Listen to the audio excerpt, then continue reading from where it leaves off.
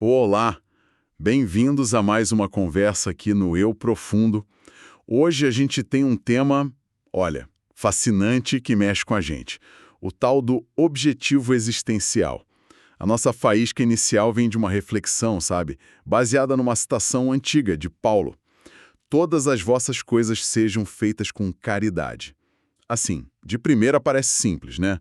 Ser bom, ajudar, mas o material que a gente analisou, ele sugere uma coisa bem maior. O que será que significa de verdade viver com caridade em tudo? Exatamente. É um convite para a gente ir além daquela ideia comum de caridade, sabe? Aquela coisa mais pontual. Ah, fiz uma doação, ajudei alguém no fim de semana. O tema de hoje, ele nos chama para ver a caridade pensando nela como amor ativo, né? Como um princípio maior de um jeito muito mais abrangente, quase como um jeito de estar no mundo. E essa visão mais ampla que a gente quer explorar hoje. Como essa ideia de agir com amor em cada passo pode definir o nosso propósito, sabe? Mudando o foco do, sei lá, do destino final para a qualidade da jornada em si. Parece que a chave está muito no como a gente vive o processo. Vamos mergulhar nisso, então? Ok. Vamos começar desvendando isso melhor. A caridade que a gente conhece, né, a da ajuda material, da ação social, ela é super importante, claro. Mas o texto que está guiando a gente diz que o dom sublime é de sublime extensão. Como é que a gente entende essa extensão na prática? Onde mais ela aparece, além do óbvio? Olha, essa extensão é total. Quer dizer que a caridade, nesse sentido mais profundo, né, de amor consciente, aplicado, ela não é um interruptor que a gente liga e desliga. Ela tem que permear a nossa vida inteira. O material é bem claro, olha.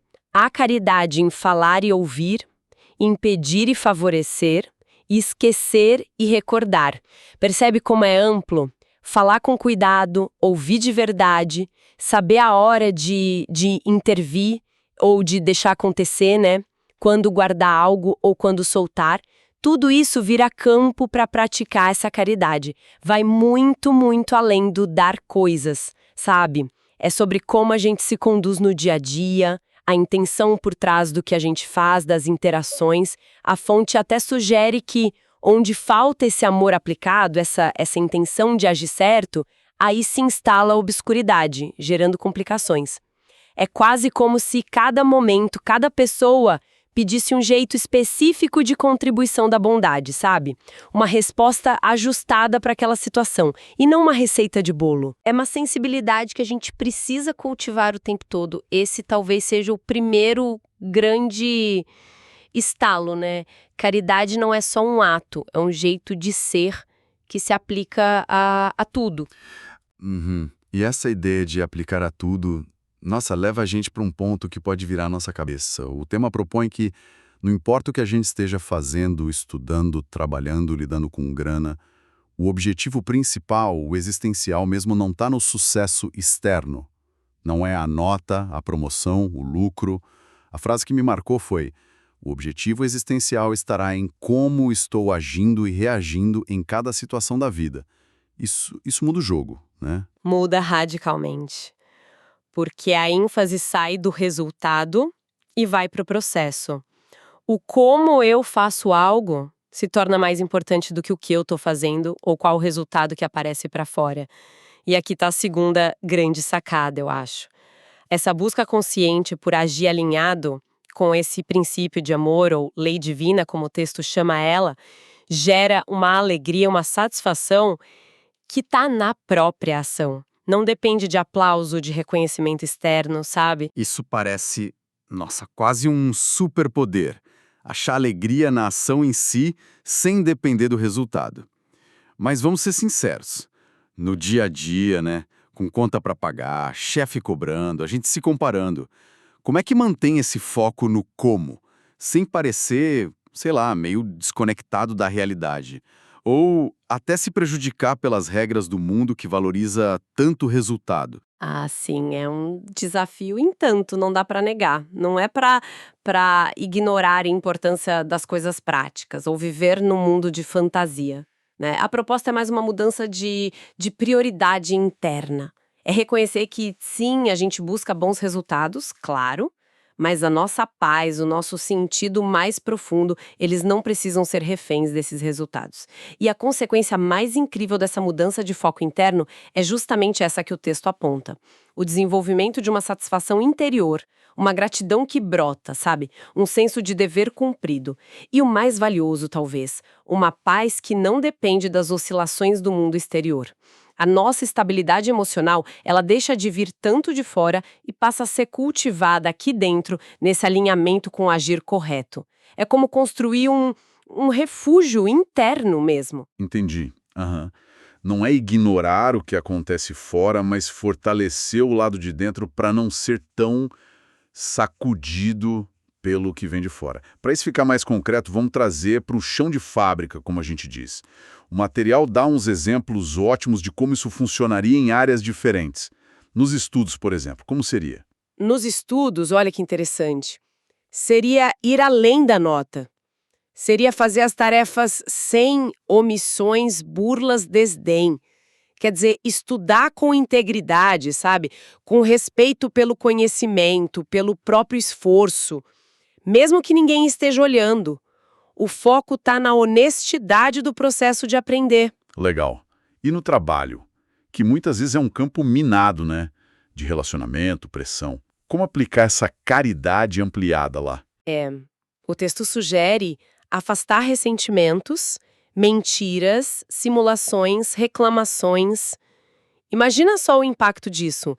Exige um esforço consciente para não ficar alimentando coisa ruim, para ser transparente, para focar em solução em vez de ficar só reclamando. Mesmo que o reconhecimento não venha na hora, a pessoa que age assim está, segundo essa visão, cumprindo seu objetivo ali naquele momento, cultivando a paz dela e, quem sabe, até influenciando o ambiente para melhor, mesmo que discretamente. Faz sentido. E com dinheiro, uma área tão carregada, né? A sugestão do texto é bem diferente do que a gente costuma pensar. É verdade. Propõe diminuir as necessidades, agradecer o pão de cada dia, buscar servir com todo o seu afinco. É um convite para a gente questionar o consumismo, né? Para cultivar a gratidão pelo que a gente já tem, o que por si só já acalma a alma, e para ver o trabalho, os recursos não só como jeito de ganhar para si, mas como meio de servir, de contribuir. Muda a perspectiva da acumulação para suficiência e serviço. E na família, talvez o lugar mais desafiador para praticar isso tudo, né? Onde as emoções pegam mais forte. Sem dúvida. Ali, a prática seria controlar os impulsos, tolerar, aceitar e respeitar as limitações e imperfeições. Nossa! Agindo e reagindo com calma, paciência e alegria.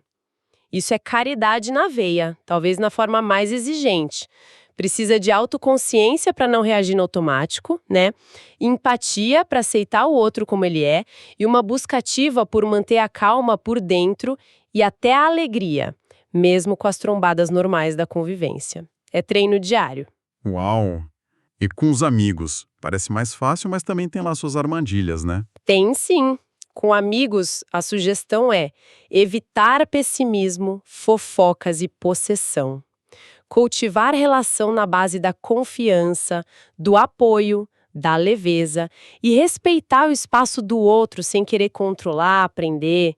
A qualidade da interação é que vai dizer se a amizade é saudável. E por último, mas talvez o ponto de partida de tudo, consigo mesmo.